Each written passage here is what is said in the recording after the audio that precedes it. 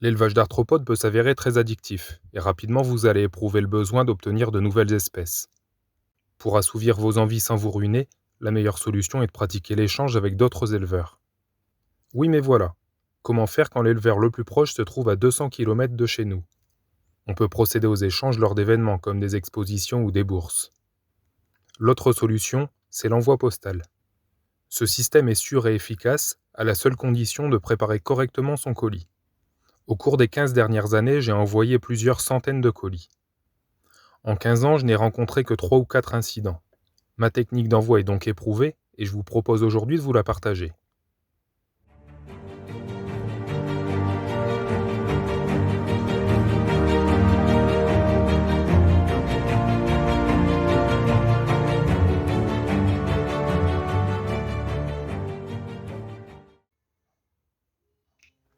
Bonjour à tous et bienvenue dans cette toute nouvelle vidéo de la chaîne Passion Tropicale. N'hésitez pas à vous abonner pour suivre toutes nos vidéos.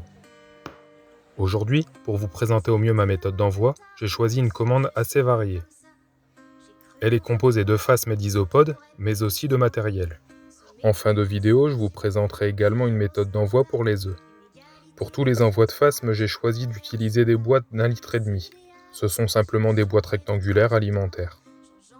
On commence donc par placer quelques branches de la plante alimentaire dans la boîte, en prenant soin de laisser dépasser quelques feuilles. Il suffit ensuite de placer les phasmes dans la boîte et le tour est joué.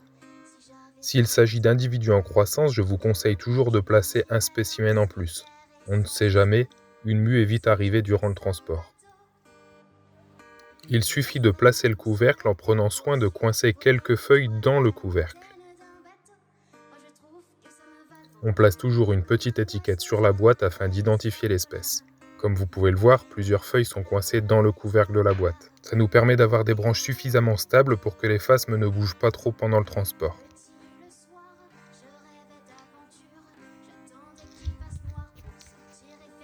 Maintenant que le couvercle est mis, il suffit de percer au moins 4 trous dans le couvercle. Ces trous vont engendrer un brassage d'air minimal et ainsi permettre la survie des animaux. Il suffit simplement d'utiliser un objet pointu, comme un clou, un couteau ou un cutter. On fait toutefois attention de ne pas faire des trous trop gros qui pourraient permettre aux phasmes de s'échapper. Maintenant que les boîtes de phasmes sont prêtes, passons aux isopodes. Donc pour les isopodes, j'utilise simplement des boîtes à grillons micro-perforées. Au fond de chaque boîte, je place simplement 2 ou 3 feuilles mortes qui permettront un appoint alimentaire aux isopodes. Je place ensuite quelques alvéoles d'œufs qui serviront de support, dont une partie a été humidifiée.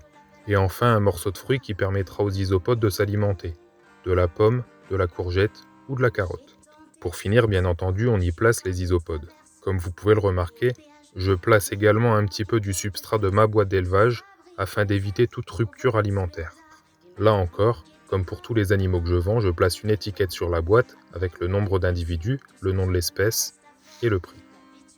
Comme j'envoie plusieurs commandes chaque lundi, je fonctionne toujours de la même manière. Une facture est imprimée avec l'ensemble de la commande, ce qui me permet d'éviter tout oubli. Le nom et l'adresse du destinataire sont indiqués en haut à gauche. Maintenant que tous les animaux et le matériel sont prêts, j'assemble mon carton. Cette commande comprend des sacs de substrat. Afin d'éviter qu'ils ne soient endommagés par un cutter égaré, je place dans le fond de mon colis une plaque de carton et du papier bulle. Les sacs de substrat étant plus lourds que les boîtes de transport des animaux, ils sont toujours placés au fond du colis. Ça nous permet principalement d'avoir un meilleur calage. Je termine en repliant bien mon papier bulle de manière à protéger au mieux mes sacs.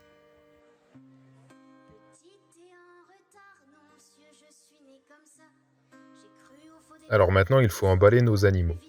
Je tiens à rappeler que ce sont des animaux et qu'ils vont voyager pendant 2 à 3 jours. Il est très important de soigner notre emballage et notre calage. Comme on l'a vu plus tôt, ils ont toute la nourriture qu'il leur faut dans leur boîte. Mais maintenant, il faut soigner l'extérieur de la boîte. Pour cela, je vais les emballer individuellement dans des feuilles de papier journal. Ce papier va avoir plusieurs avantages. Le premier, il va agir comme un isolant sur la boîte. Qu'il fasse un peu trop chaud ou un peu trop frais à l'extérieur, la température à l'intérieur de la boîte ainsi emballée va rester plutôt stable. Le deuxième avantage et pas des moindres, est qu'il va agir comme un airbag, en limitant au maximum tous les chocs que la boîte pourrait subir durant le transport. Pour finir, il s'agit d'un matériau qui est gratuit, recyclé et recyclable. Petit le soir, je rêvais d'aventure. J'attendais qu'il fasse noir pour sortir et faire le mur. Les autres à s'y méprendre ont cru que je fuyais la maison, sans jamais vouloir comprendre que je courais vers l'horizon. Mon père sur le qui-vive me rattrapait au coin de la Quand on va placer nos boîtes dans notre carton, on va veiller à ce qu'elles soient bien placées, qu'elles ne puissent pas bouger et surtout de ne pas les écraser. On procède de la même manière pour les isopodes. Bon, là dans ce colis, tout se passe bien. Le colis fait exactement la taille dont j'ai besoin. Mais s'il reste le moindre espace, il faudra rouler du journal en boule et combler tous les vides. Je replace une deuxième plaque de carton sur le dessus de mon colis. On ne sait jamais si le cutter fou de tout à l'heure revient, je ne veux pas que les animaux soient blessés. Pour finir, je place la facture que j'ai citée tout à l'heure avec un petit mot de remerciement. Et je ferme mon colis. J'ai tenté la fuite par les chemins de traverse, resté bloqué au péage. Je place mon étiquette Colissimo et le tour est joué. Pour voler sous les radars, mais ma technique était cramée par un grec Louis. Passons maintenant à l'envoi des œufs. Pour ce faire, il n'y a rien de plus simple. Il va simplement nous falloir une enveloppe à bulles et un petit récipient en plastique, soit un tube spécifique, soit un bouchon de bouteille récupéré. On place simplement nos œufs dans le récipient de plastique que l'on protège éventuellement par un petit peu d'essuie-tout.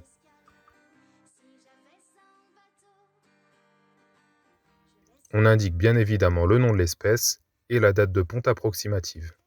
On place le tout dans l'enveloppe et le tour est joué.